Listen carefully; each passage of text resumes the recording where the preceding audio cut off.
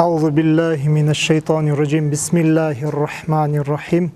Elhamdülillah ve salatu vesselamu ala Resulillah ve ala alihi ve sahbihi ecmaîn et-tahirin et-tayyibin.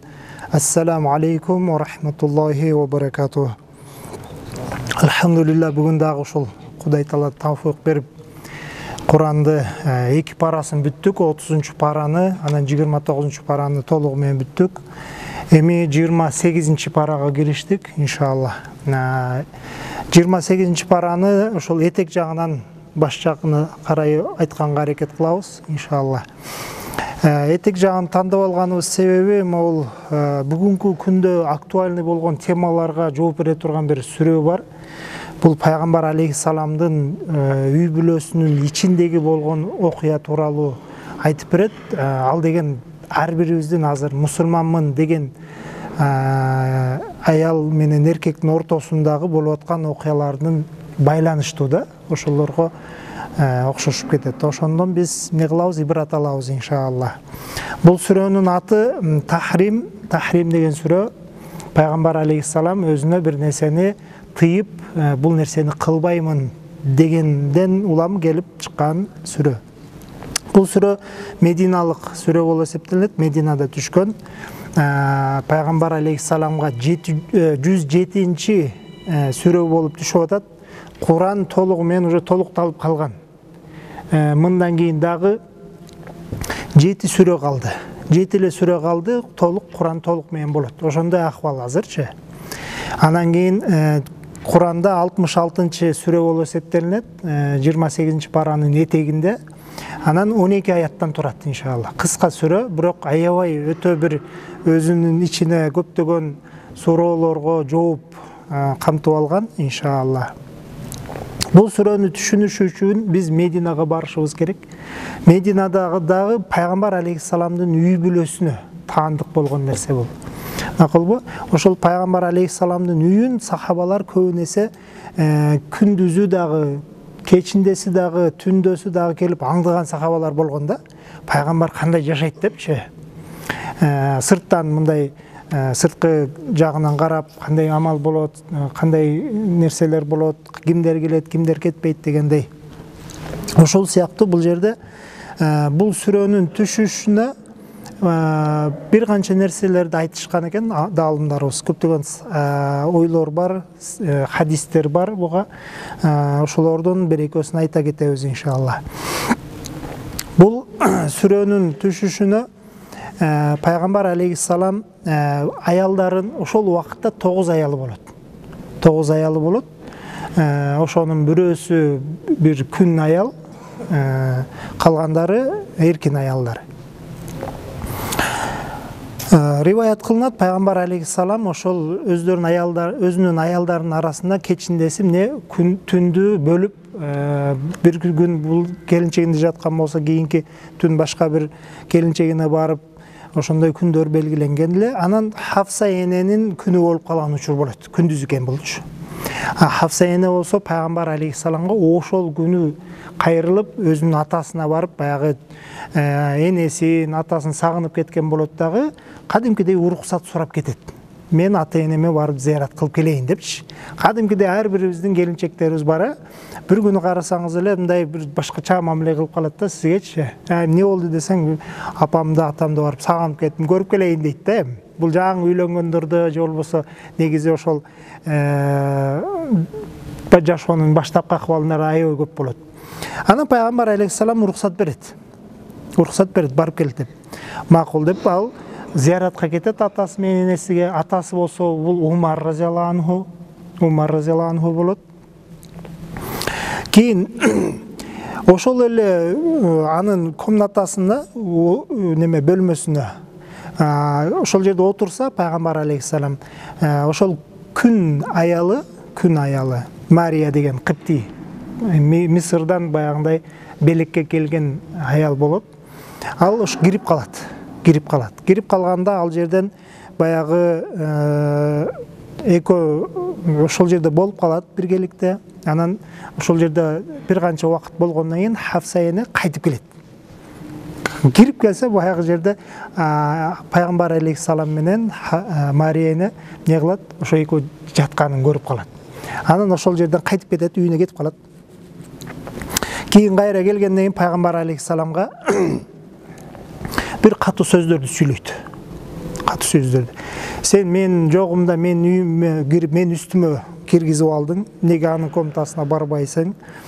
Бул дегени мени өтө пас кылганың, менин авторитетим сенин алдыңда өтө эле ылдый болгону деп ушундай көптөгөн сөздөрдү сүйлөп неме кылат. Ошентип баягындай пайгамбар алейхиссалам өзүнүн баягы ичиндеги болгон нерсесин баарын айтып салгандан кийин пайгамбар алейхиссалам айтат: "Хоп, болуптур. Сенин ыраазы болушулугуң үчүн ушул Марияга мен жолобойм, өзүмө тыюу салам" дейт. Ага эч жолобойм, болду. Мындан ары ага эч качан жолобойм. Сен ыраазы болосуңбу ошентсем дегендей сөз айтат да. Анан ошонун артынан эле баягы жерден кебетеси ага деле ыраазы эмес да. Баягычы Хавса эне. Ошентип турса, анан бир кабар айтайынбы дейт сага. Бир кабар берейин сага. Келечектен бир кабар берейин. Сенин атаң Умар разияллаху анху айтып атат. Менден кийин жанадагы Абу Бакр разияллаху анху, ошол менден кийин экөө не болот дейт, халифа болот. Бирок бул нерсе сага сыр, эч кимге айтпагының деп туруп кулагына сырга кылып туруп айтып кетет. Айтып туруп анан чыгып кетет, ыраазы кылып. Ал баягы жерден өзүнүн немесине батпай, баягы жерден менин атам халифа болуп турбайбы, пайгамбардан кийин деп өтө сүйүнгөндөн, анан кийин жанында эле кийинки комнатада эле Айша эне жашайт экен да. Анын дубалдарын урса бири-бирине эмне угулат экен.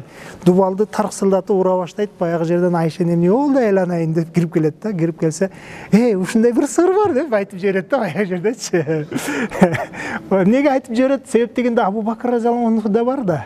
Өзүнүн атасы менен тиги Айша эненин атасы эмне экен? Пайгамбар алейхиссаламдан кийин халифа болот деген кабарды ичине батыра албай Айша энеге да айтып жиберет да. Айша энеге да айтып жибергенден кийин ал эки ушундай сүйүнүп атканда Аллах таалам ошол сырды ачып жиберген себебиден бул бир сүрө 12 аятты түшүрөт. 12 аят түшөт. Бул бир окуя, дагы бир окуя бар. Бул жерде Зайнап эне анын алдында бал бар экен. Бул экинчи риваят, башка риваят. Бал бар экен да. Анан пайгамбар алейхиссалам ошол күндөрдү бөлүп келатпайбы?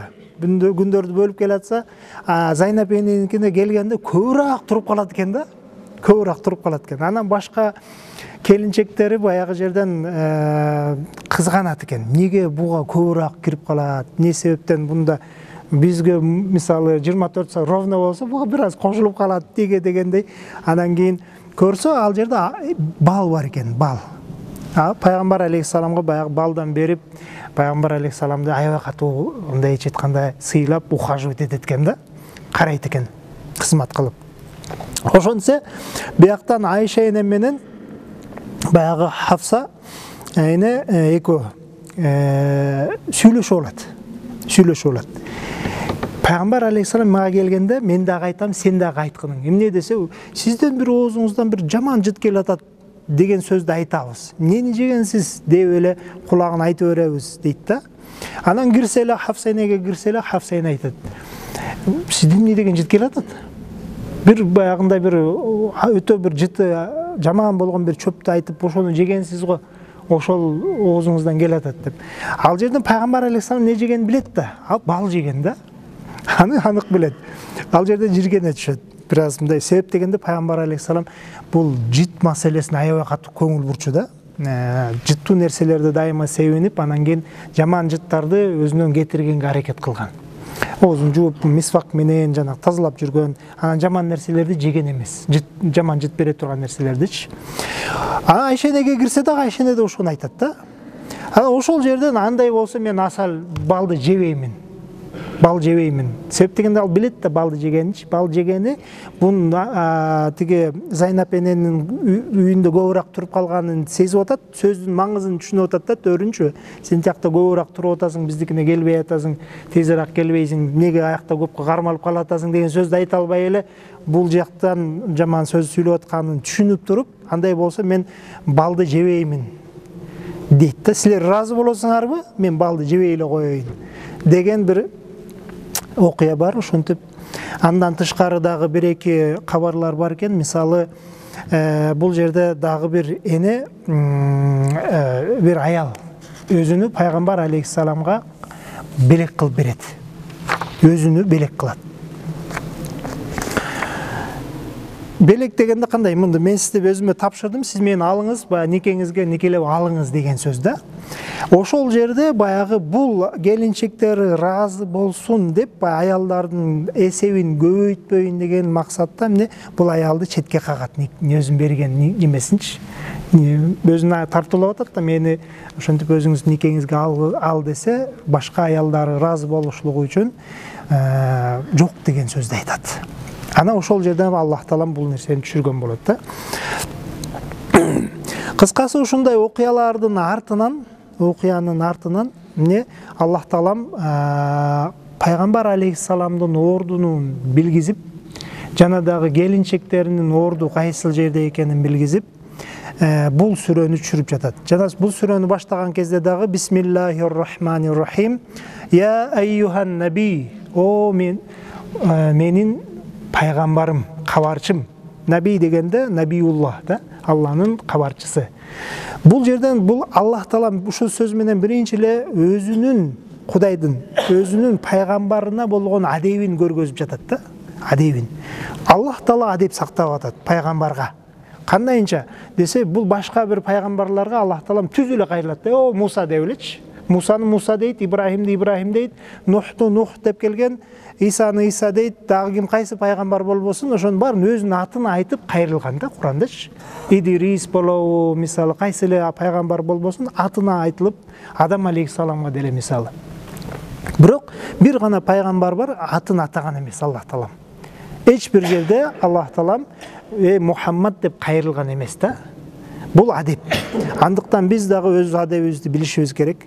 Пайгамбарыбыз жөнүндө сүйлөп жаткан кезде Мухаммад деп эле монтип эле керсейип сүйлөгөн адамдар бар.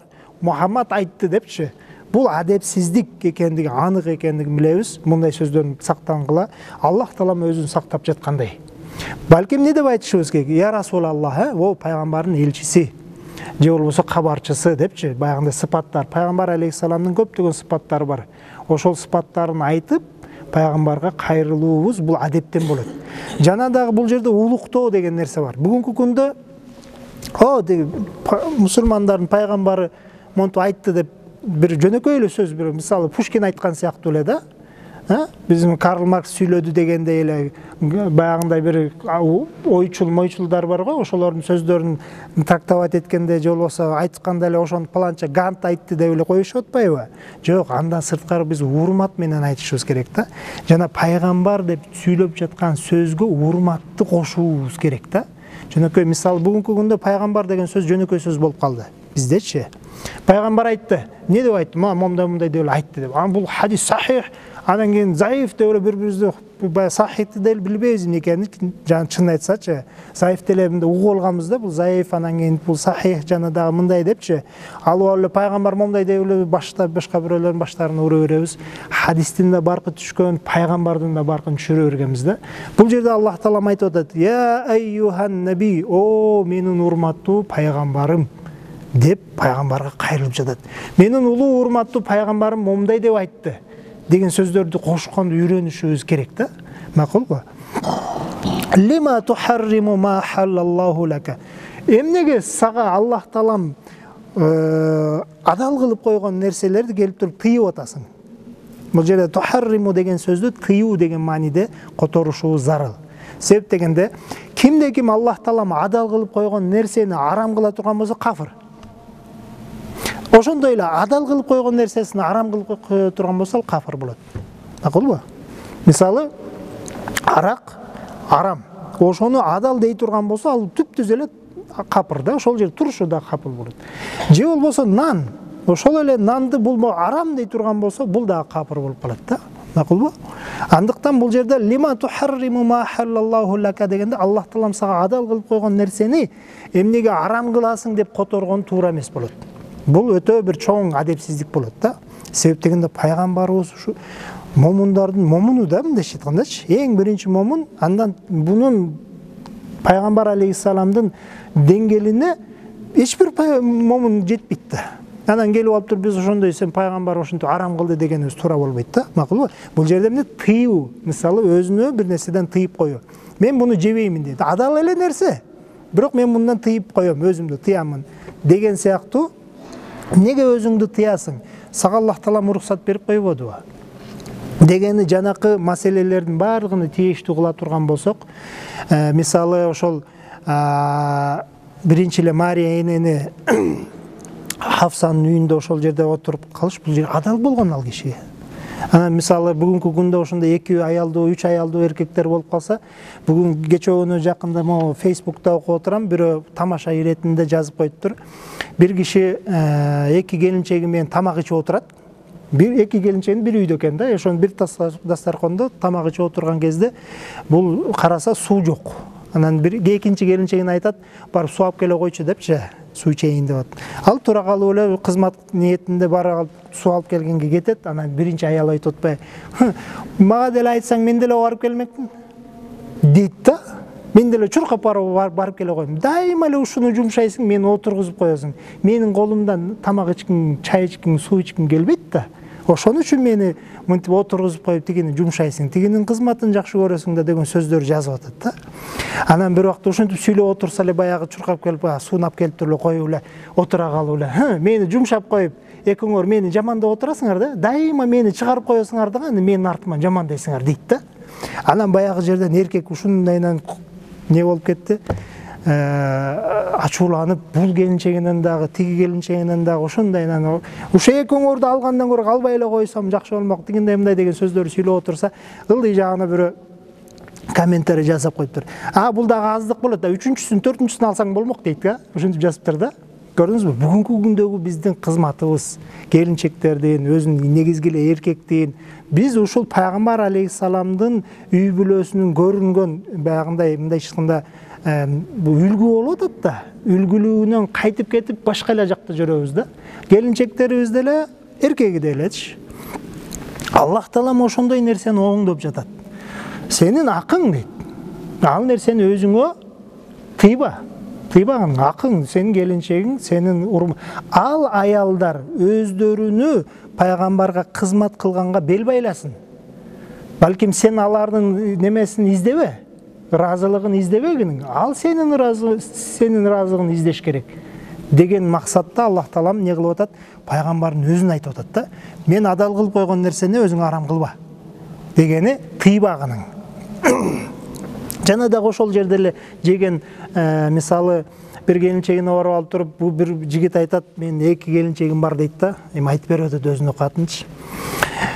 Мен биринчи келинчегимен мисалы убактым бүтүп экинчи келинчегиме кетип аткан кезде дейт да, атайын менин келинчегим келип алып мен кетип аткан кезде экөө тең билет бири-биринчи. Экөө подружка дейт, экөө бири-бирине жолугуп калса ушундай сонун подружка. Бирок мен үйдөн чыгып бараткан кезде менин курсагымды тойгузуп туруп чыгарат дейт да. Мен болсо максатым не кылат? Тамакты жебей чыгып кеткенге аракет кылам дейт. Бир нерсени себеп кылып, азыр мен мусор төгүп келе коеюн же дагы бир нерсе кыла коеюн деп качып чыгып, ошондон ары кетем дейт. Барып туруп келинчегиме кирсем, ал дагы дастаркон жасап койгон болот дейт. Анан аныкынан жебесең проблема башталат дейт да. Мындан тойгузуп жиберет, бияка келсең дагы дастаркон толуп. Ушундай бири-бири менен атамдашышат дейт да. Максатым не? Бул жерден эгер тоюп кала турган болсо, тияктан жебей калса, мына таяк жейт да. Максат ошол болуп атат. Көрдүңүзбү? Кызмат менен наркы жактан дагы бир ушундай бир неме болуп атат. Буну эмнеге айтып атам? Бул жерде нени жешлик, нени жебешлик, бул деген Аллах тааланын баягы адал кылып койгон нерсесин Аллах таалам тыйып коюп атат да. Андай кылып арам кылбагыла бири-бириңе, же болбосо тыйбагыла адал нерсени. Эгерде курсагы тоюп келген болсо, алхамдулилля, дальше кете бергиле. Проблема кылбай да. Же болбосо баягы жерден келинче бир аял келип өзүнү пайгамбарга ыраазы көрүп берип атат да өзүнүч. Мисалы мени алыңыз деп туруп, эч нерсе талап кылбайм. Ушул сиздин келинчегиңиз болуп эле ошол Метиркемде эле Паланчаев Түкүнчөев деген кишинин келинчеги деген эле жазып болсо эле болду мага. Акыретте ошо Аллах тааланын алдында турганда мен Паланчанын келинчегим дегендей эле болсо болду дегендей. Анан ошол нерсени эмне кыласың тыйып дейт. Көрдүңүзбү? Кыскасы, лима тухарриму ма халаллаху лака дегенде бул жерде Аллах таалам адал кылып койгон нерселерди өзүңөргө тыйбагыла дегени да. Бүгүнкү күндө көптөгөн нерселер бар шариатта. Өзүбүз эле момунбуз, мусулманбыз, ушундай жүрөгүбүздү каккылайбыз, бирок ошол эле нерсе адал болгон нерселерди аткара албайбыз да. Же болбосо арам болгон нерселерден колубузду үзе албай жүрөбүз да. Көрдүңүздөр, ушундай бир чоң проблема бар да бүгүнкү күндөчү. Андыктан биз мисалы бир себептерден бир арам болгон нерсени адал кылып жүрүштөн сактанышыбыз керек. Бул туруш менен эле ошол жерде айтыш менен эле капыр кылып коет адамдычы. Не нерсени Аллах адал кылган болсо арам кылсак, же болбосо арамды адал кылып кое турган болсок. Дагы максатың эмне дейт? Табтыгы мардата азважика. Сен өзүңдүн келинчектеринин ыраазы болушлугун сенден ошону максат кыласың, ошону каалайсың. Эмнеге андай кыласың? Тескериси болуш керек. Алар сенин ыраазылыгыңды каалаш керек дейт да. Сен ыраазы болсоң, анан кийин дейт. Валлаху гафурун рахимун. Аллах таала болсо, мына кылган немең үчүн Аллах таала өтө гафур, өтө кечиримдүү зат. Жана өтө мээримдүү зат. Эми бул нерсени пайгамбар алейхиссаламдын өзүнө жана дагы ошол эле кезде келинчектерине алып барабыз да. Эми Аллах таалам айтып атат: "Валлаху гафур."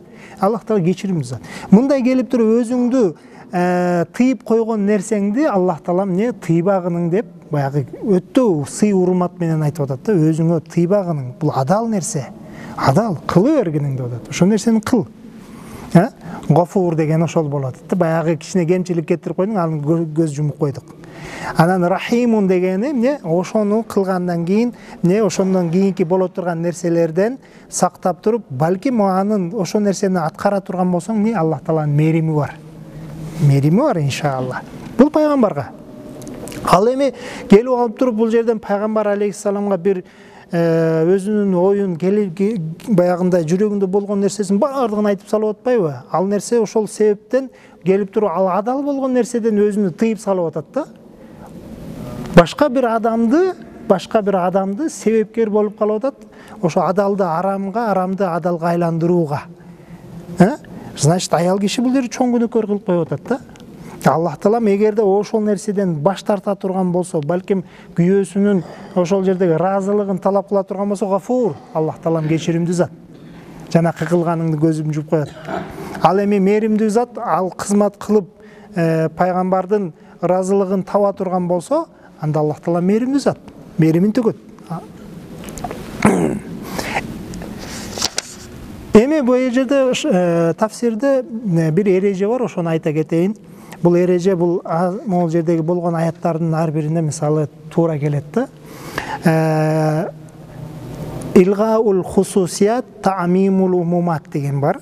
Илгаул хусусият дегени ошол аят кайсыл нерсеге түшкөн болсо, ким бир кишиге түштү, бир окуяга түштү, бир өкүмгө түштү, ошол нерселердин энчиленген нерселердин баарын жоготобуз. Бул жерден азыр пайгамбар алейхиссалам дегенди чыгарабыз. Пайгамбар алейхиссаламдын аялдарын чыгарып таштайбыз дагы. Таъмимул умумат. Эркек кишилерге алып барабыз, анын аялдарын алып барабыз да. Мындай айтканда жөнөкөй эле бир кайсыл эле болбосун бир үй бүлөгө. Макулбу? Кайсыл эле үй бүлөдө ушундай нерселер боло турган болсо, Аллах таалам ошол үй бүлөнүн эркегине жана да аялына кайрылып жатат да. Эркекке дагы аялга да кайрылып жатат. Лима тухарриму. Эмнеге Аллах таалам адал кылып койгон нерсени арам кыласыңар?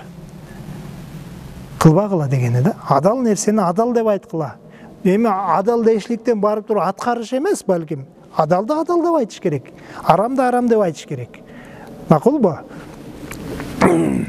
Табтаги мардата азважика дегенде бул жерде бири-бириңе ыраазы болуп Аллах таала калып кетти да. Алланын ыраазылыгы жок да. Бул жерде сен ыраазы болсоң болду деген сөз болуп атат. Аллах тааланын ыраазылыгычы, балким Аллах тааланын ыраазылыгын издешибиз керек болуп атат да. Ошондо Аллах тааланын ыраазылыгын издеп туруп, адал болгон нерсени адал дей турган болсок, арам болгон нерсени арам дей турган болсок, Аллах таала кечиримдүү зат. Аллах таала мээримдүү зат деген ар бир адамга туш болот.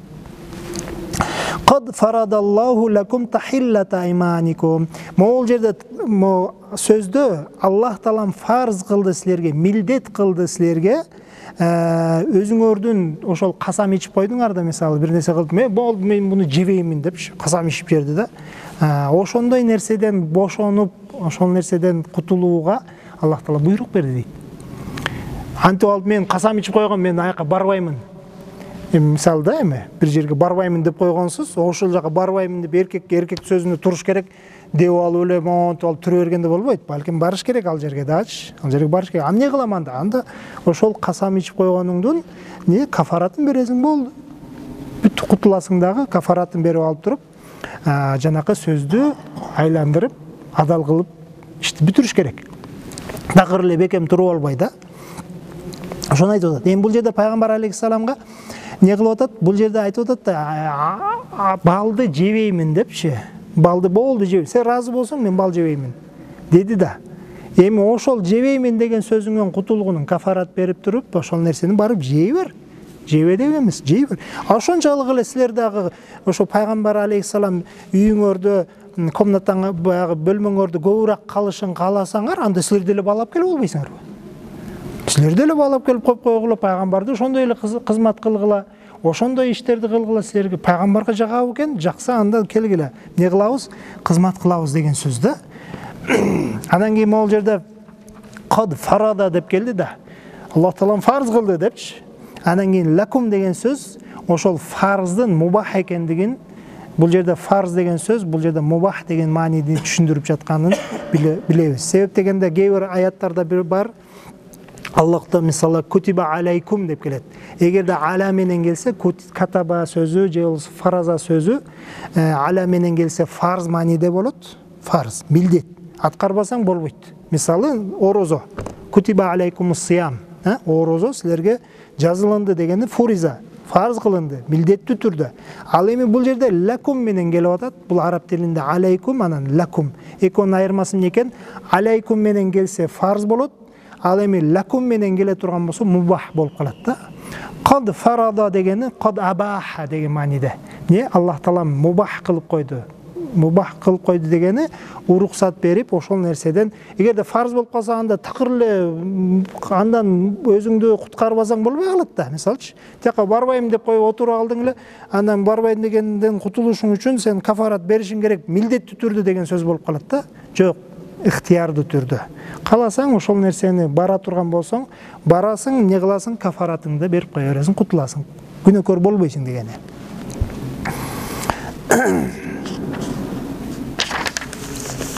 Wallahu maulakum wa huwal alimul hakim. Эми Аллах Таалам силердин өкүмдарыңар.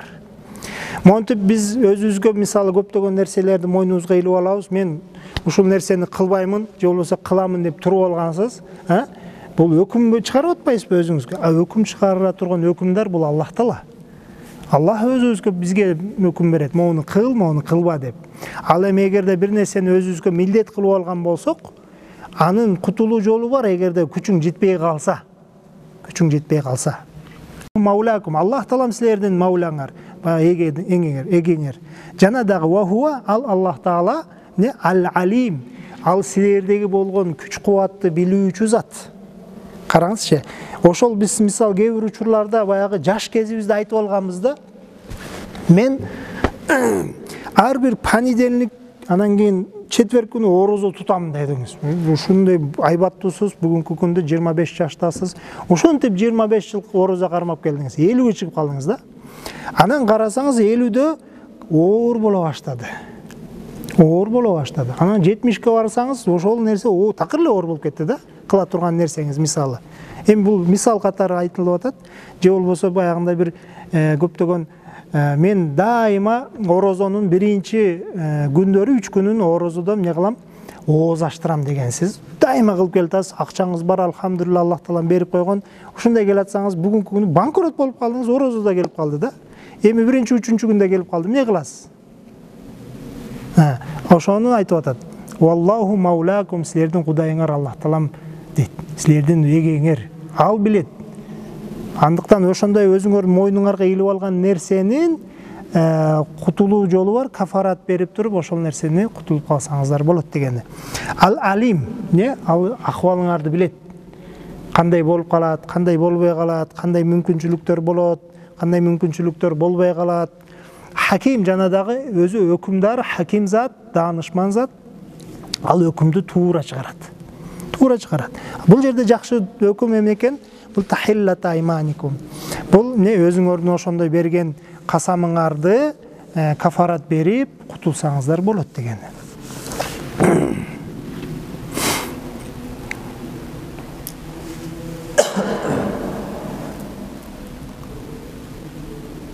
Жана дагы Аллах Таалам бир нерсени буйрук бере турган болсо, же болбосо бир нерседен тыя турган болсо, ал ошол нерсенин зыянын жана пайдасын анык билип туруп, ошого жараша өкүмдү чыгарып атат да. Макулбу? Андыктан бул жерде эмне үчүн монтип койду, мындай кылбай койсо болбойт беле деп туруп, баягы жерден проблемаңызга түшүп келип каласыз да. Проблемаңызды башка жол менен бүтүрсөңүз оңоюраак болуп турат да. Аллах Таалам ал нерсени тыйып койгон мисалы да. Ошондой жерлерде баягындай эмнеге андай деп жүрбөстөн, балким Аллах Таалам билет ал нерсенин зыянынчы. Сиздин оюңузда, сиздин пикириңизде бул нерсе пайдалуураак дейсиз, бирок Аллах Таалам анын зыяны бар экендигин билип турат дегени. Wa iz asarra an-nabiyyu ila ba'di azwajihi hadithan falamma nabba'at bihi wa azharahu Allahu alayhi. Бул жерде баягы бул окуя ошол Аллах Таала өзүнүн өкүмдар экендигин билдиргенден кийин кайра баягы пайгамбар алейхиссалам өзүнүн келинчегине сырын айтып койгондугу жөнүндө болуп атат дагы. Пайгамбар алейхиссалам өзүнүн келинчектеринин бирөөсүнө сырын айтып койду. Ал ошол фаламма деген жерде бул жерде ф келип атат. Ф дегени баягында бир убакытты түшүндүрүп атат да. Ошол пайгамбар алейхиссалам сырды айткандан кийин пайгамбар чыгып кетти да, бул ошол жерде бир убакыт бар экендигин билдирип атат. Ошол убакытта бул аябай катуу сүйүнүп, ошол жерден сүйүнүп аткан кезде анан кийин ошонун сүйүнүчүнө батпай кетип наббаат дейт да. Не кылды? Кабар берип салды башка бир келинчегине, өзүнүн күндөшүнө. Ал ким? Айша эне болуп атат да. Айша энени чакырып алып эле келип туруп, ал экөө сүйлөшүп атат дагы, ага кабарын берип атат. Менин атам жана сенин атаң пайгамбар алейхиссаламдан кийин халифа болот экен деп эле айткан кезде Аллах Таалам ошол нерсени пайгамбар алейхиссаламга кабар берип коюп атат.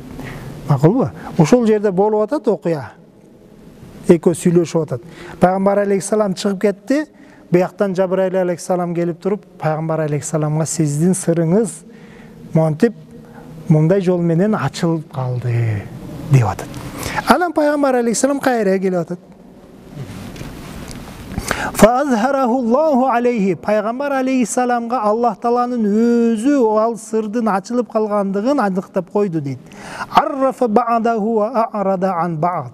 Келди да пайгамбар алейхиссалам өзүнүн келинчегине ошол сырлардын бирөөсүн эле айтты. Сен муну айтып коюптурсуң. Бул бир канча сыр бар экенин билинип турат да бул жердечи. Ошонун бирөөсүн эле айтты да пайгамбар алейхиссалам өзүнүн келинчегине могу нерсени айтып койгон турбайсың. Мен сага айтпа деп эдим беле деп баягы толук сөздүн кыскасын айтып атат да, могул жерин элечи билип калдым шуну айтып койгонуң деп. Ва арада ан бад дегени ошол пайгамбар алейхиссалам өзүнүн келинчегине келип алып бардыгын төгүп салган жок да. Пачкалап монун бардыгын монун айтыпсың, монтуп айтыпсың, монтуп айтсың деген жок да. Бир кичинесин эле айтты, калгандарын айткан жок. Адепти сактап атат, караңызчы. Адепти. Биз да ошондой кылышыбыз керек да. Келинчегибизди бара калып эле талкалап эле, сен баарын мен сырым баарын айтып салыптырсың деп туруп, мону төкпөй чачпай баарына, кичинесин эле мына могу чыгып калыптыр деп эле койсоңуз, калгандары да чыгып калганы билинип эле турат да. Фаламма наббаха бихи. Ошо пайгамбар алейхиссалам келип туруп ошол кабардын кээ-бирин кабар бергенден кийин калат. Ал келинчеги айтты. Манан бака хаза. Бул нерсени ким сизге айтып койду? Сизге ким кабар берди? Эч ким билбейт эле го. Менден башка жана бул деп туруп сөздү ким айтып койгондугун ишара кылгысы келип атат да. Менин жанымда кошунам Айша эне сизге айтып койгон. Чуркап барып эле сизге айта калган турбайбы деген сөздү айткысы келип атат да. Макулбу? Манан бака деген ким сизге кабар берди дегенден максаты Айша эне келип сизге айтып салган деген сөздү айткысы келип атат. Анда пайгамбар алейхиссалам сразу айтты. Кала, бул жерде Қалат, анан қала деп келіп отпай, ортада ф, вау деген нәрселер жоқ та. Бұл жерден сөз артма-арт кетіп отқандығын білдіріп отады. Бұл баяғы диалог кетіп отады да. Паланча айтты болып отады дағы. Қала сразу эле пайғамбар алейхиссалам айтты: "Наббааниял алимул хабир." Маға өтө илимдүү алим зат жана хабир зат айтты. Ал Аллах Таала. Аллах Таала маға хабар беріп қойды. Анан ошол жерде Хafsa эне Жабраил алейхиссалам түшүп, анын сырынын, пайгамбар алейхиссалам сырынын башка бирөөгө айтып койгондугун, кабарын берип койгондугун түшүнө калды да. Макулбу? Ошол жерде эле Айша эне эмне кылды? Хafsa эне эмне кылды? Унчукпай калды. Пайгамбар алейхиссалам не деди? Мага алим, өтө билимдүү зат, хабир, ар бир нерседен кабардар болгон зат не кылды? Кабарын берип койду. Түзмө-түз. Анан кейін эле ушул жерден, ушул экөө сүйлөшүп аткан жерден эле Аллах Таалам аятты буруп туруп эле башка бир адамга сүйлөп аткандай сүйлөйт да.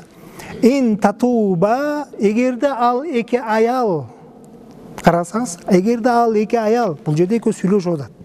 Ошол жерде эле эгерде ал эки аял тооба кыла турган болсо Аллах Таалага. Макулбу? Фақат сағат кулубукума деп туруп, кайра ошол жерде ал эки аял деп туруп эле кайрадан бияка кайрылып атат да. Эгерде бул эгерде силердин экөөңөрдүн жүрөгүңөр акыйкаттан кайтып кетти, акыйкаттан жүз буруп кетти деген маанини айтып атат. Бул ушундай бир маани чыгарсак да болот. Жана дагы ошол эле кезде ин татубаны кайтып эле ошол жерден Хafsa эне менен Айша эненин өзүнө кайрылган мааниде алсак да болот. Мисалы Айша энеге да кайрылып атат, Хafsa энеге да кайрылып атат, экөөнү түз. Эгерде силер экөөңөр Кудай Таалага тооба кылып кайткан болсоңор, силердин жүрөгүңөр азыркы акыбалда акыйкаттан кайтып кетти. Түз жолдон кайтып кетип, силер өзүңөрдүн каалооңордун артыңардан кетип калыңар. Акыйкаттан Алланын ыраазылыгынан кайтып, өзүңөрдүн каалооңорго, өзүңөрдүн ыраазылыгыңарга кетип калды. Андыктан тооба кылгыла. Ал эмне нерсе болгон? Эмне нерсеге кайтып кетишти? Бул жерден бир баягы Мария энени баягындай өзүнө тыйып койгондон кийин бул конкурент жоголуп атат да, бир конкурент. Буга барып айткан, значит, көбүрөөк бизге келет деген маани болуп калып атат да. Көрдүңүзбү, өзүнүн ыраазылыгын издеп атат да. Бул бир болушу мүмкүн. Же болбосо баягы жерден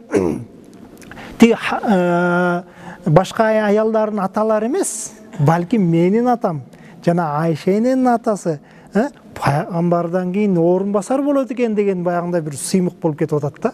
Сыймык болуп кетип атат. Менин атам депчи.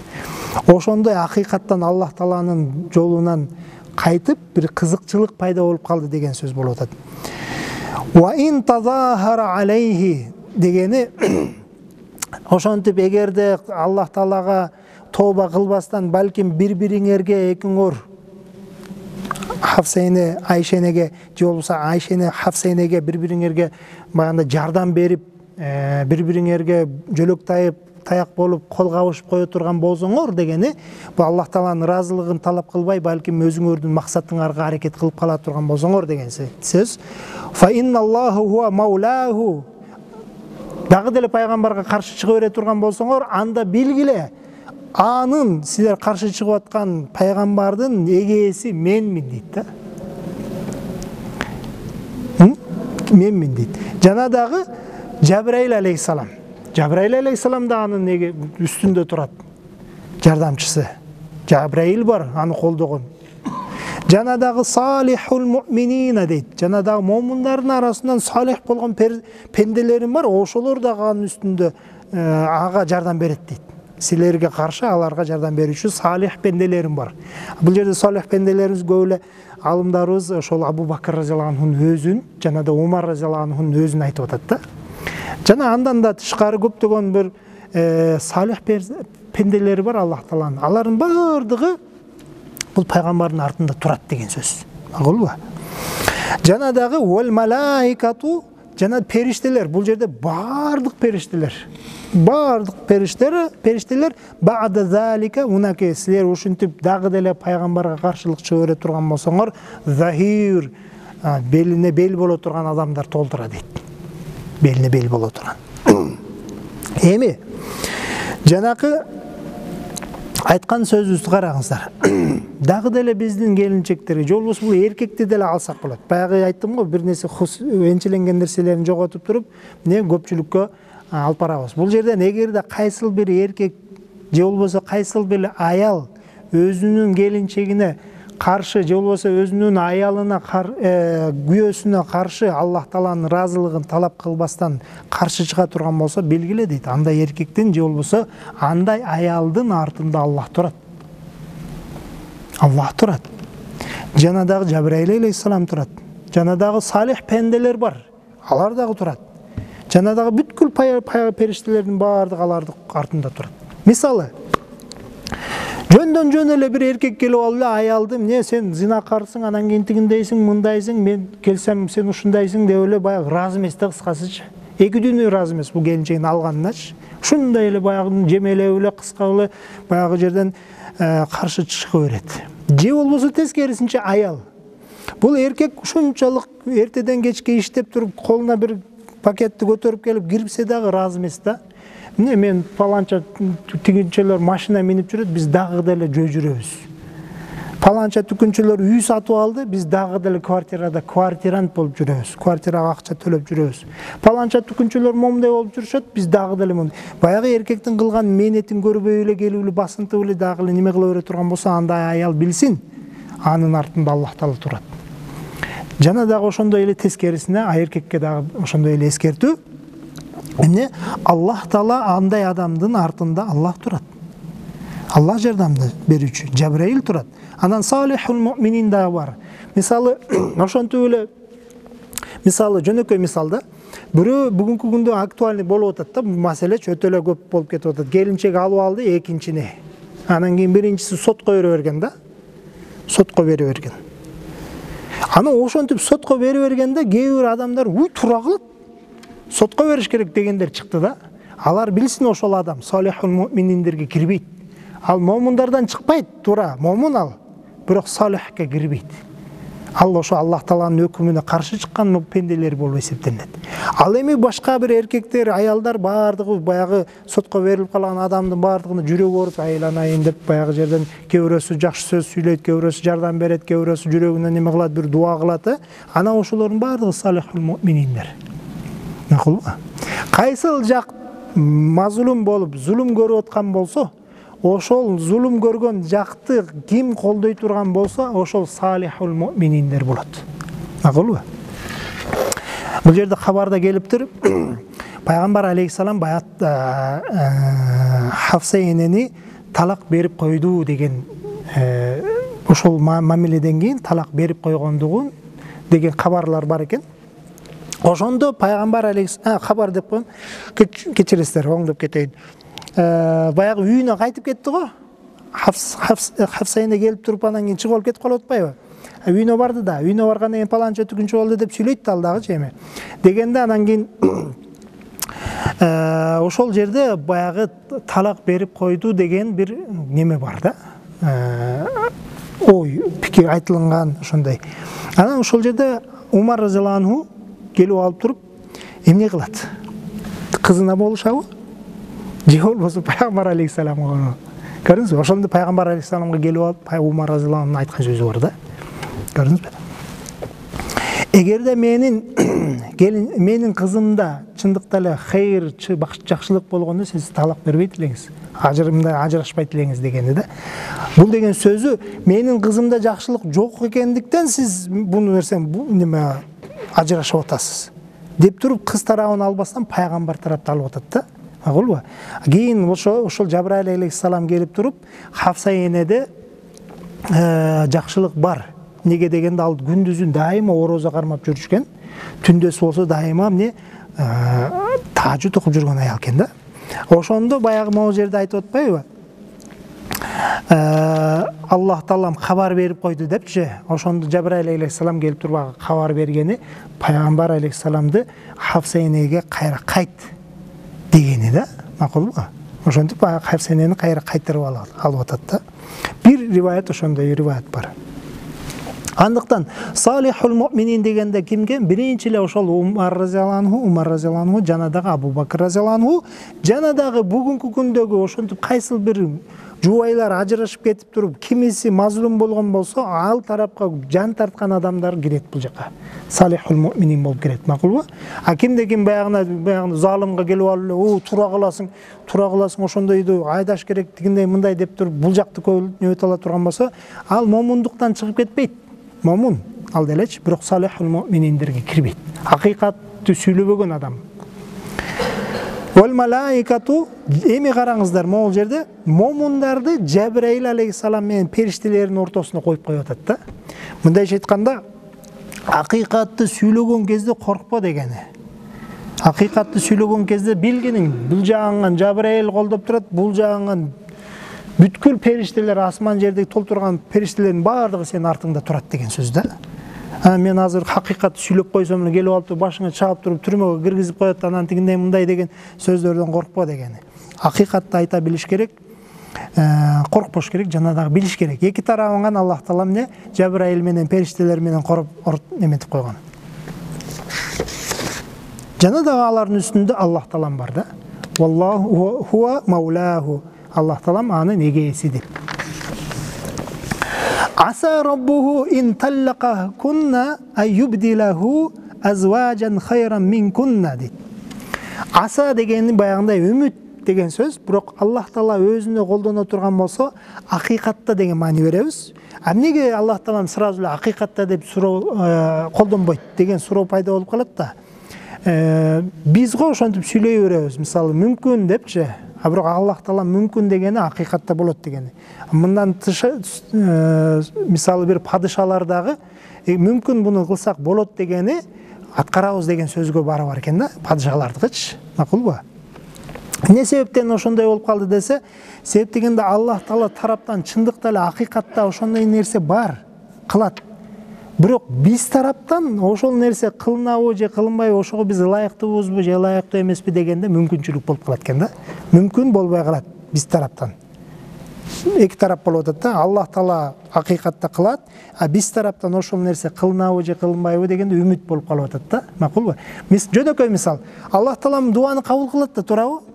Туура. А бирок мен дуа кылсам Аллах Таала 100% кабыл кылдыбы? Деген ой болуп калат да. Мүмкүн кабыл болушу мүмкүн. Эми көбүрөөк, алхамдулилlah 99% кабыл болот, бирок 1% дагы бар да кабыл болбой калышыначы. Bir себептен улам не ошол дуа кабыл болбой калышы мүмкүн да. Ошондуктан мүмкүн деген сөз болуп атат да. Аса раббуху дейт. Аллах Таала анын Кудайы, Аллах Тааланын өзүнө айтып атат, пайгамбардын Кудайы, ин таллакаха таллака кунна. Силер деп туруп Аллах аялдардын өзүнө кайрылып атат да. Эгерде силерде пайгамбар талак берип баардыгыңарды айдай бере турган болсо, ошол 9 аялдын баардыгын айдай берип туруп, талак берип туруп, башын бошотуп ала турган болсо, билгиле. Айюбдилаху, Аллах Таалам ага азважан хайран минкунна, силерден артыгыраак болгон аялдарды алып келип коет дейт.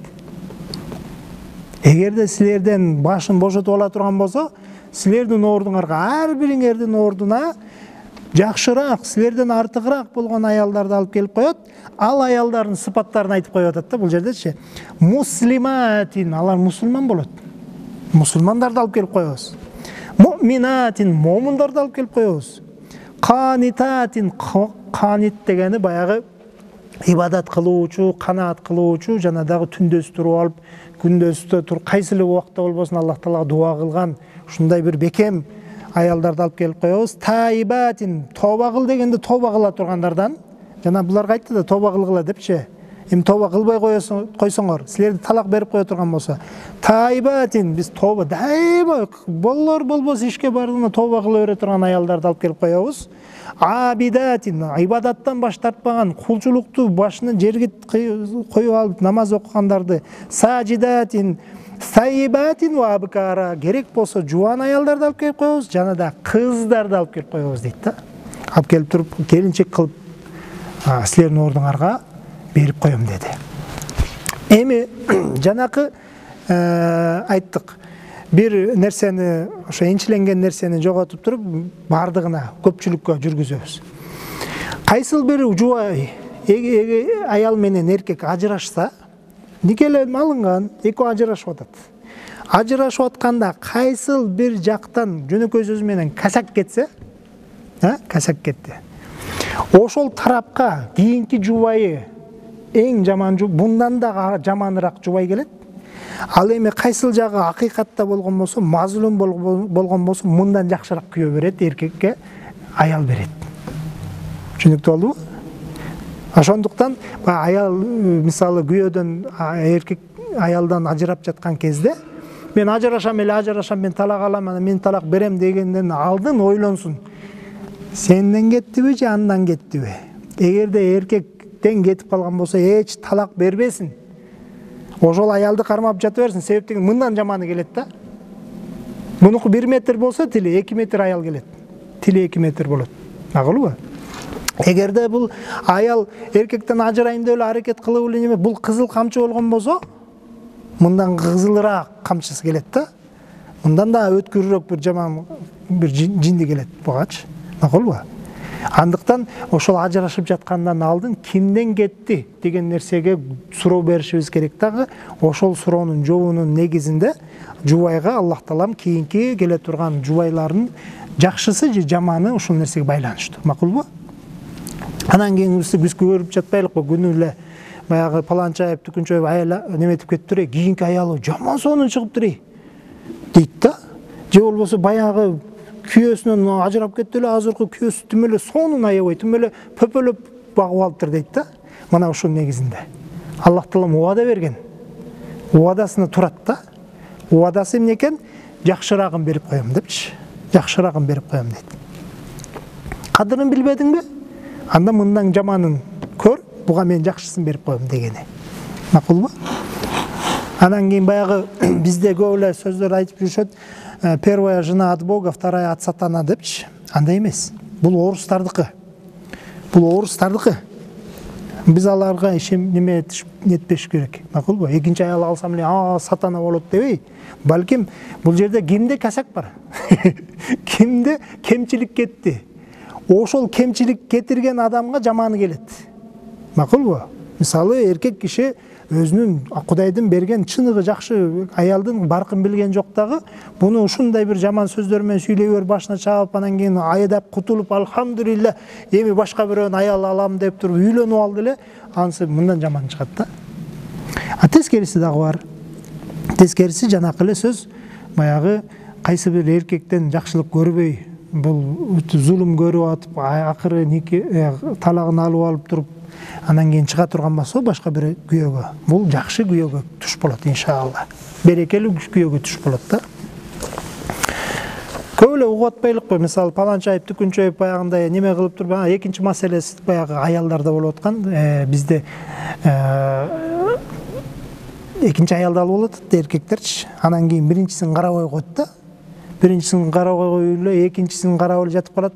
Баягы жерден ошол менен жашап кетет, Москвага кетип калат, жана да башка жакка, анан биринчи аял 3 бала менен жүрөт кыйналыпчы. Анан кийин муну ушунчалык кыйналгандан кийин дагы ушунча сөздөрдү айтып, бир немелерди, СМСтерди окуп калдык. Миллион талактарды берип бериптир. СМСти көргөзүп алып аял ыйлап атат да. Мен бир экинчини алып кетип калдым, менден жаш дейт. 10 жаш, 15 жаш кичүүрөөк алып алган, мага болсо талакты берди. Бирди эмес, миллионду бериптир да.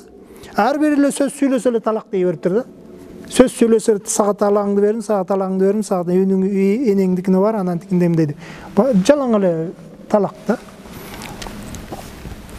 Анан кийин башка бирөөгө күйөөгө тийип алып, бир окуя болду. Башка бирөөгө тийип алып, ага бала уул төрөп берди. Ал эркек канча аял алган экен, билбейм, 2-өнү же 3-өнү алган экен, эч эле төрөбөйт экен. Баягы биринчи, экинчи, үчүнчү аялдары төрөбөй койгон, колунда бар аял эркек экен. Бул аялды алды эле, бул аял төрөп берди эле, бул азыр угушумда бир байбиче болуп отурат да. Бирөөнүн үйүндөчү. 3 баласын тең киргизип алыптыр. Мына ушул аяттын негизинде болгон окуялар. Аллах таалам убадасына турат, убада берип койду. Не дейт? Айюбаддилаху азважан хайран минкунна. Силердин ордуңарга жакшыраак болгон эр же болбосо жакшыраак болгон аялды берип коет дегени. Макулбу? Я айюхалладина аману, о иман келтиргендер деп караңыздарчы. Пайгамбар алейхиссаламды не деди? Я айюхан наби деди. О менин пайгамбарым депчи. Анан бул жерде момундарга кайрылып жатат да. О иман келтирген адамдар. Алладина аману деген өткөн чакта бир убакытта сиз өзүңүз тарыхыңызды ойлонуп көрсөңүз, бир артка түрүпчү. Bir gün бар, siz ой Кудай сен бар турбайсыңбы деп иман келтирген күнүбүз бар да. Ла илаха иллаллах деп туруп, могу жүрөгүңүзгө иман кирип туруп эле, монтуп эле, төшүң ачылып эле, кышындасы болсо дагы мешитке багымдатка келип алып намаз окуган күнүң бар да. Келип алып биринчи сапка туруп алгансың. Жаңы Алла Фатиханы да билбейсиң да. Келип алып иман келтирип алып, Аллах сен бар экенсиң, мен сага кулмун, мен сага кулчулугумду кылам деп алып, башып чекиңди жерге тийгизип багымдатып окуган күнүң бар. Ошол күнүңдү Аллах Таалам барктап, сыйлап, Куранга түшүрүп, о, ошондо иман келтирген адам деп туруп сизди ошо иман келтирген убактыңызды эскерип айтып атат. Бир жолу мага иман келтирдиң эле деп туруп, я юхалладина аман, о имандуулар, иман келтиргендер, ку анфусакум ва ахликум нара дейт. Өзүңөрдү жана дагы үй бүлөңөрдү тозок отунан сактагыла деп буйрук берип атат. Тозок отунан сактагыла. Вакудухан нас вал хижара. Ал оттун жөнөкөй от эмес. Ал оттун отундары адамдар болот дейт. Адамдар болот. Жана дагы не таштар болот дейт. Өтө чоң таштар. Эми бул жерде вакудухан нас деген ким? Булар болсо имансыз кеткендерди айтып атат. Макулбу? Имансыз кеткен адамдар болот. Карасаң эле Ленин күйүп жатат да, баягы башка бир тозокко түшкөн адамдарга отун болуп берип атат да. Күйүп атканын көрүп атасың. Анык айтышыбыз керек да. Жана дагы таштар бар дейт. Чоң таштар болот, кээ бир таштар баягындай өтө күйүүчү дагы таштар болот. Анан кийин биз баягы мустак болгон таштар бар го, мраморлар же күйбөйт деп ойлойбуз да. Аллаху акбар. Алар да күйөт. Жана дагы көп эле алымдарыбыз айтып тур, могул жерде хижара дегенден кибрит таштар дейт. Баягы шереңкенин учунда баягы турбайбы, мынтип чакканда жыждып күйүп атпайбы? Ошол чоң да, ойлосоңуздар, ошондой. Ал отко тиери менен жалындап күйөт да. Алайха малаикатун. Ошол тозоктордун үстүндө чыга турган, кире турган оозунда малаика, периштелер. Гилаз өтө баягындай копол, өтө копол болгон. Баягында жүзүнөн бир райымдуулук көрө албайсың, жылмайган күлкүнү да көрбөйсүң, жылмайган нерсени да көрө албайсың да. Жүзүнөнчү ушундай айбаттуу, ушундай катуу болгон шидадун ла ясуналлаха ма амарахум. Аллах Таала эмне нерсени буйрук берип койгон болсо, ошол нерседен баш тартпаган периштелер турат дейт. Аллах Тааланын буйругу эмне? Ошол жерге түшкөн периште ким эле болбосун азапта деген да. Буйрук. Түштүбү болду. Буякка түшкөн адам уже эсеп кысаптан өтүп, баягы жерден тозоку деген өкүм чыгып, печать урулуп туруп, буякка кирип отурат да. Болду, бул уже артка кайта турган жай жок. Андыктан мээрим кыла турган эч нерсе жок да. Макулбу? Мээрим кыла турган убакыт уже кетип калды. Тооба кылып, я Алла кечир деп айта турган убакыт кетип калды. Аларга эмне нерсе буйрук берилген болсо, ошону гана аткарат. Башка нерсени аткарбайт. Макулбу? Ошону гана аткара турган периштелер турат дейт монтип. Я юхаллади, эми бул жерден момундарга кайрылды да, Алла, ушундай тозок бар, ошондон өзүңдү сактап кал деп туруп эле Аллах Таалам капырларга айтты. Я юхалладина кафару. О, капырлар. Бирөө бар да, Кудай жок деген сөзүн эстеп, Аллах Таалага оор тийгендигин себебинен айтып атат. О, капыр кылбадың беле? Капырлык кылбадың беле? Кудай Тааланы жок дебедиң беле? Же болбосо өзүңдү Кудай деп албадың беле? Аркы дүйнөгө ким барып келиптир? Дебедиң беле? Деген сөздү айтып атат да. Ошол сен кылган ишиңди эскерип туруп, я юхалладина кафару. О, капырлар, капырлык кылгандар, ла та'тазирул яума. Бүгүн үзүр сурап отурбагыла. Тозокко келдиңби? Үзүр сурап отурба. Дегени буга чейин дагы эшик ачык, бул дүйнөдөн өтө элек болсоң, анда үзүр сурап, кечирим сурап, тооба кыл. Бирок тиги жакка барып калганда, бүгүн тозокко түшүп калган күндө үзүр сурап отурбагыла. Innama tujzauna ma kuntum ta'malun. Силер өзүңөрдүн кылган ишиңер үчүн гана жаза аласыңар дейт. Бул дүйнөдө жаман чоң иштерди кылгансыңар, күнөөлөрдү кылгансыңар, кесирлик кылгансыңар, капырлык кылгансыңар, ошонун жазасын бүгүн тартасыңар. Өзүр сурап отурбагыла. Мен могул үчүн кылдым эле, анан мен сенин атыңды айта албай жүрдүм эле. Сен Алла улуксуң го, ушундай улуксуң, атыңды айтып оозума келтире албайм деп жүрбөдүң беле? Бирок өзүңдү Кудай дегенден алыс тута албай, өзүңдү Кудай деп жүргөнсүң, же болбосо дагы бир нерсе деп кесирлүү сүйлөгөнсүң, мынакей бүгүнкү күнү ошол акыбалыңа жооп бер дейт. Я аyyuhalladina amanu. Бул жерден капырларды кайра бүткөрмөй эле кайрадан момундарга кайрылып атат да. О момундар, тубу илаллахи таубатан насуха. Эскертип атат. Мына көрдүңөр, тозок бар экен. Мына тозокко түшкөн адамдар үзүр сураганга мүмкүнчүлүк жок. Алардын кылган иштеринин негизинде тозокко түшөт экен. Андыктан силер бүгүн азыр бул дүйнөдө жаның барбы, күн сага чыгып атабы, тоба кыл дейт. Тубу илаллахи, Аллах Таалага тоба кылгыла. Таубатан насуха, насух тобадан кылгыла. Насух тоба деген кандай? Биз тоба деп 100 жолу айтып жүрөбүз, анан кийин кайра ошол ишти кыла беребиз. Анан кийин кайра отурган эле тоба астагфирулла дей беребиз. Жок, аны тоба дебейт, аны насуха дебейт. Насуха дегенде чын жүрөктөн ошол нерсеге кылган нерсеңе өкүнүү. Чындыктан мен могул нерсени кылдым. Кээ айтат го, мен билбестен кылып койуп турдум депчи. Жок, билбестен эмес, билип эле кылгансың. Билип эле кылгансың. Болгону ошол нерсе үзүр кылып айтабыз да. Дагы деле мойнубузга алгыбыз келбейт. Мен билбестен кылып койдум. Жок, билип эле кылдым деп айт. Билип эле кылдым. Ой, билгем ошол нерсени туура эмес экен. Ошону кылдым деп айт. Бирок мен азыр ошол нерсеге өкүнүп жатам. Өкүнүш керек. Биринчи, анан кийин ошол нерсеге кайрадан барбаганга аракет кылыш керек. Сөз бериш керек. Мен болду, бул нерсеге экинчи барбаймын. Экинчи барбайм, бул кылбаймын деп сөз. Себеп дегенде биз күнүнө 100 жолу, 1000 жолу истигфар айтып туруп эле кайра эле күнүмүш адап менен барып эле кылып атпайлыкпы ошол иштердин бардыгын. Ал насухага кирбейт, ал оюн болуп калып атат. Аллах Тааланы истихза, баягындай шылдыңдоо болуп калып атат да. Макулбу? Кайра эле баягы жерге түшүп калып, аңга түшүп калгансыңда, Алла дагы кечирип койчу. Анан чыгарып койсо, кайра барып, кайра эле ошол аңга түшүп каласың, кайра эле келип алып туруп, үзүр сурай беребиз да. Жок, андай болбойт. Аллах Таала айтып атат, эскертип атат. Ой, ошол күн келе электен мурун не кылгыла дейт? Ошондой күнөөдөн тоба кылгыла. Тобаны чындыкта кылышыбыз керек, өкүнүш керек ошол нерсеге. Өкүнгөндөн кийин дагы ошол нерсеге кайрадан кайтып барбайм деп аракет кылыш керек. Сөз бериш керек. Жана ошондой сөздөр неме болуп калса, эгерде шарт, эми бир жолу билесиң деп кылып алгансың бул иштечи, жолун билесиз, кантип аткарышын дагы билесиз. Эми барбаганды да үйрөнүш керек да.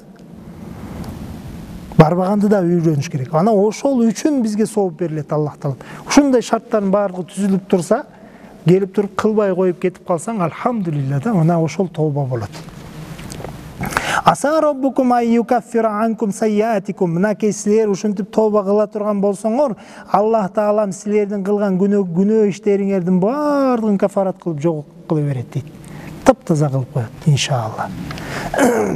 Юдхилакум жаннатин тажри мин тахтихал анхар.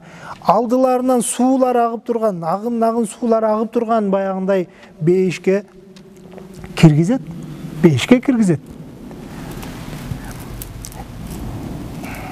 Yawma la yujzillahu an-nabiyya wal-ladina amanu ma'ahu deyt. Yuhzillahu. Yujzillamez keçiresler. Yuhzillahu. Ошондой бир күн дейт. Аллах Таалам өзүнүн пайгамбарын эч качан кордук кылбайт турган күн. Жана дагы ан менен биргеликте туруп ыйман келтирген адамдарды дагы кордукка кордобойт дейт. Кор болушун каалабайт. Кордобойт. Караңыздарчы. Мындайча айтканда бул жерде азыр айтып атат. Валладина аману мааху десе, ал менен биргеликте ыйман келтиргендер десе, бул сахабалар эле деп түшүнүп калабыз да. Сахабалар эле депчи, жок, андай эмес. Балким ар бир момун киши кыяматта пайгамбар алейхиссаламдын жанына турганга мүмкүнчүлүк берилет. Мына бул дүйнөдө. Ким эле ойной бере турган болсо, бир күнү тоба кылып, кайра күнөө кылып, тоба кылып ойной, ал киши тура албайт. Тобатан насуха кылган адам ошо пайгамбар менен биргеликте болот.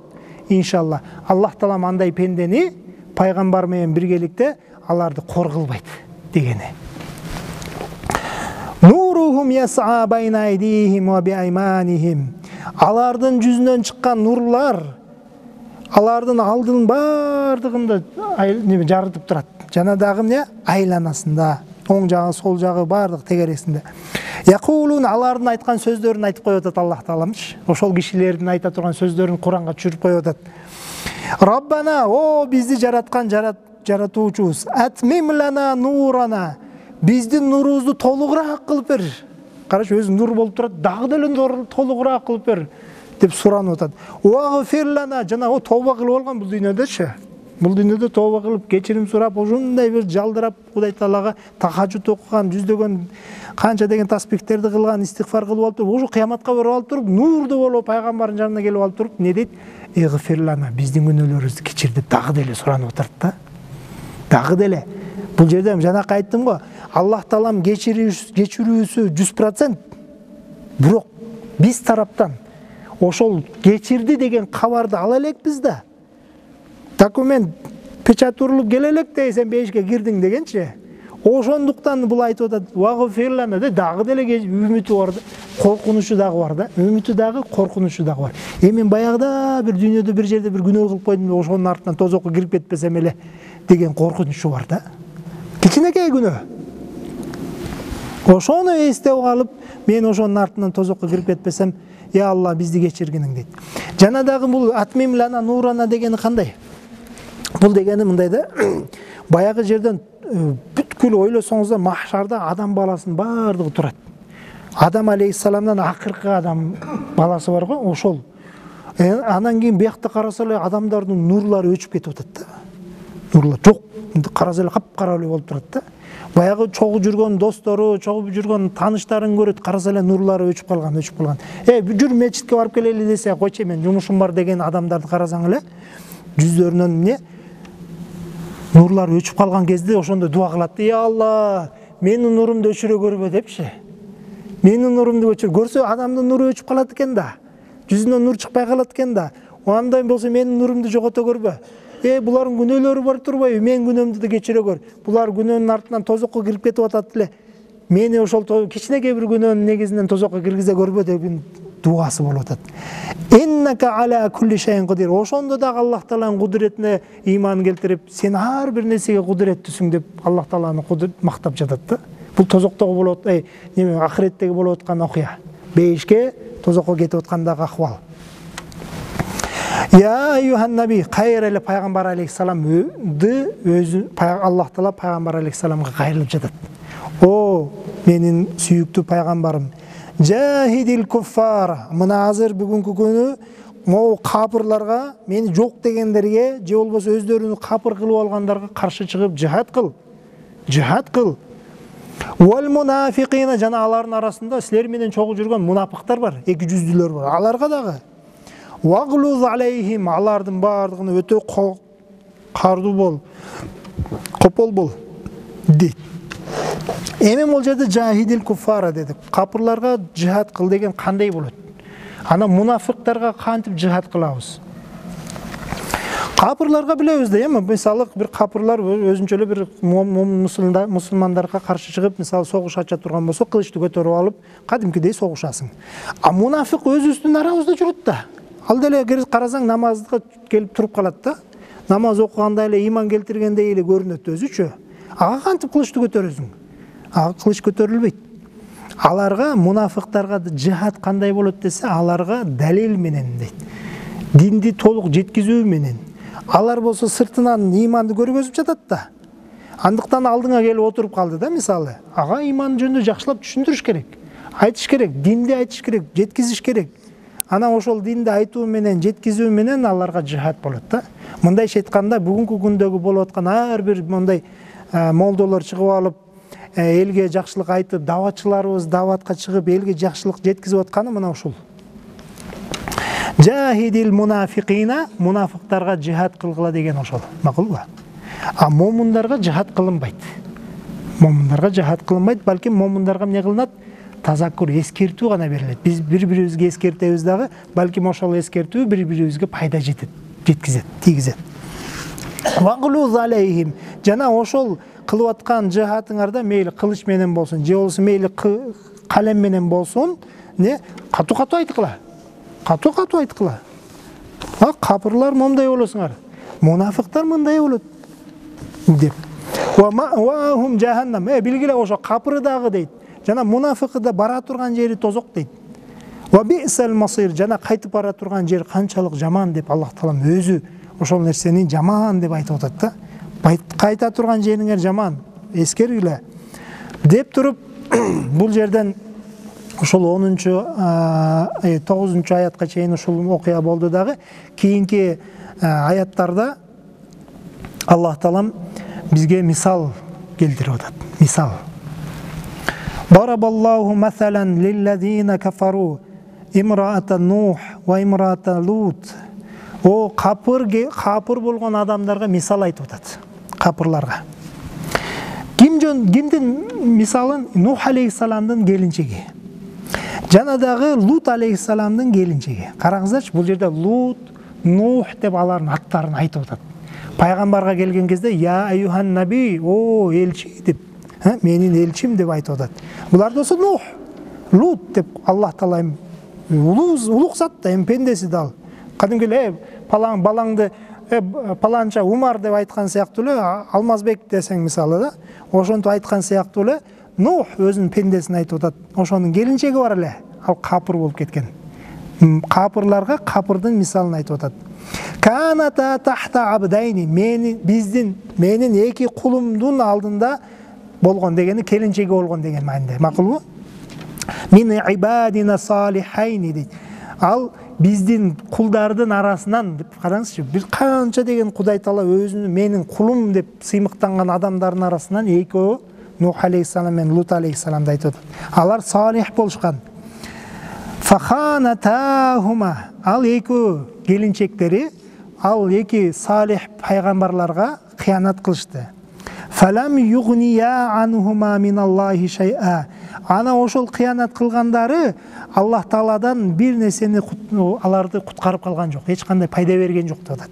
Аллах Таала тараптан келе турган азаптан куткарып калган жок.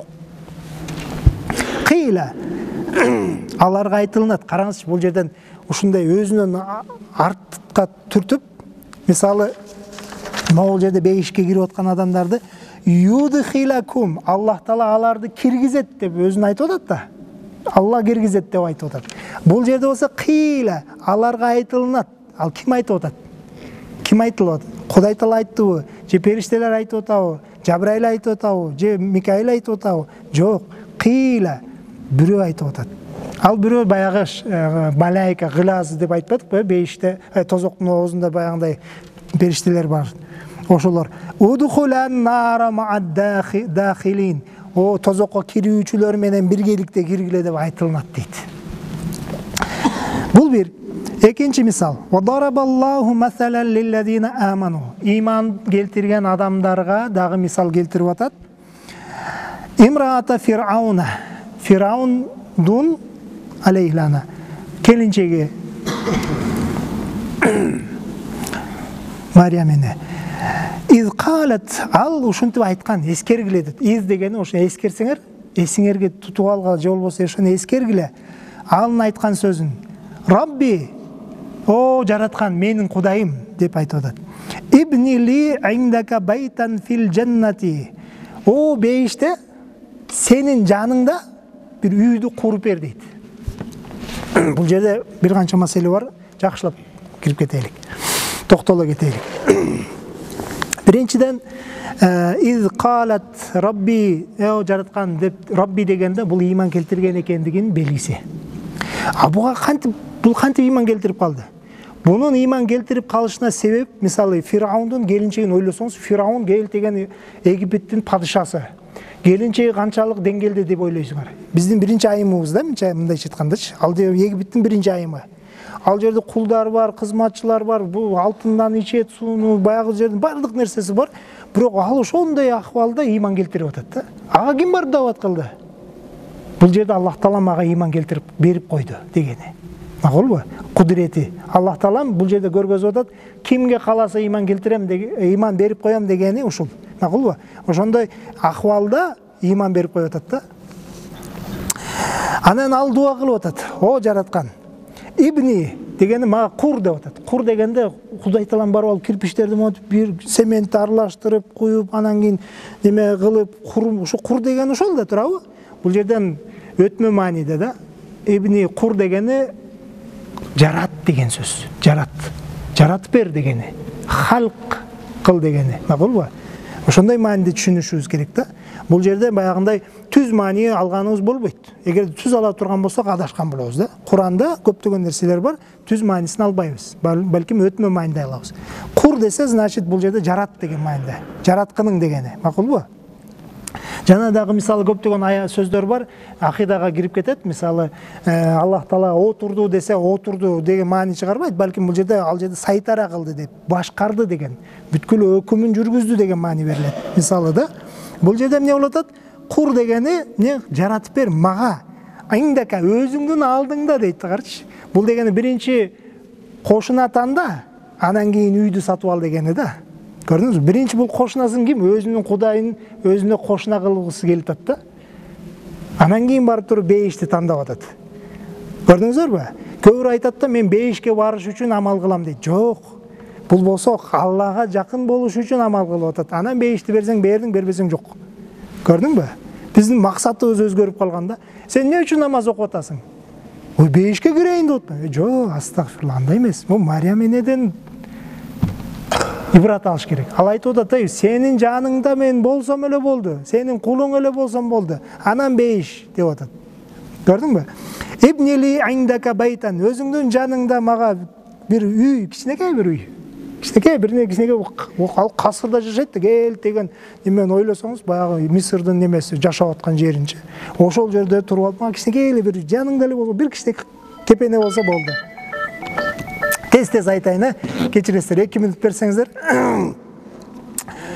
Ванаджини мин фирауна, мага фираундон өзүнөн сактаганың, ва амалихи, жана анын амалынан сактаганың, ванаджини минал кауми залимин, могу менен жүргөн бир коом бар, жаман бир өтө залым болгон. Ошолордон да сактагын мени. Ва Марияма бинта Имрана, астагфирулла, мен Мариям деп койдум, кечиресиздер. Баягы неме? Сара. Бул жерде Мариям эне жөнүндө да болуп атат. Имрандын кызы аллати ахсанат фаржаха. Ал ошол өзүнүн деме баягы аялдык жерин немесин сактаган дейт. Фанафахна фихи мин рухина. Анын жатынына биз өзүбүздүн рухубуздан үйлөдүк. Караңыздарчы, үйлөдүк дегенде бул жерде нафахна үйлөдү эмес, балким халакна да. Биз ошол жерде үйлөдү десе кантип үйлөдү? Эмес. Ал жерде халк кылдык, халакна деген мааниде. Биз анын жатынына жаратып койдук. Макулбу? Жаратып койдук деген мааниде. Халакна фихи мин рухина, биздин рухубуздан. Асаддакат би калимати раббиха. Ал болсо кылган иши эмне? Кудай Тааланын ар бир сөзүнүн бардыгын тастыктады. Ва кутуби, жана дагы ал китептерин тастыктады. Караңыздарчы, Куран түшөлек али. Куран түшөлек жатып эле Кудай Тааланын бардык китептерин тастыктап салды дейт. Көрдүңүздөрбү? Ал ага түшкөн китеп башка, бул болсо бардык китептердин бардыгын тастыктап жатат. Ва канат минал канитин, жана ал дагы канитиндердин арасынан болду деп туруп, эркектерге кошуп коюп атат да бул жердечи. Ушул нерсени жакшы түшүнүшүбүз керек. Канитин дегени канаат кылуучу, баягы ибадат кылуучу, өтө дуа кылган, бекем момундардын арасына аял кишини киргизип коюп атат да. Көрдүңүзбү? Бул жерде анын даражасы канчалык чоң экендигин билдирип атат. Ва ахиру давана анилхамдулиллахи rabbil alamin. Rabbi yassir wa la tu'assir sahil alayna kullu asir bi rahmatika.